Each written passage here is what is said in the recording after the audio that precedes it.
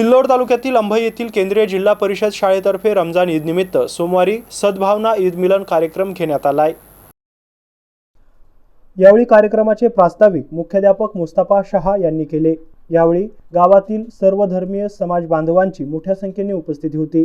रामदास दुतोंडे, उपसरपंच रईस देशमुख, शाळा व्यवस्थापन समितीचे अध्यक्ष उर्दू माध्यम उस्मान शेख, मराठी माध्यम अध्यक्ष गोपाळ मुंढे, सुबान खान टेलर, मोबिन देशमुख, पिंपळगाव शाळेचे मुख्याध्यापक प्रदीप चोरमले, संतोष चव्हाण, एजाज शेख, भगवान तायडे, दत्तात्रय सोनवणे, मतीन शेख, शाहिद खान, जियाउद्दीन सय्यद, अब्रार अन्सारी, मुजाहिद शेख, योगेश नवाले, शिवा सोनवणे, मयूर ढगे, सुखलाल झारेवाल, संगणक चालक रिजवान खान, मुख्याध्यापक Bhojane TS, Kumbhare RM, पोगे AS, वेताळ SB, गोरे BS, विशाखा दत्तात्रय इनकर, गावातील नागरिकांसह शाळेतील मुख्याध्यापक शिक्षकांची मोठ्या संख्येने उपस्थिती होती। अनीस बेग, MCN न्यूज अंभई, सिल्लोड।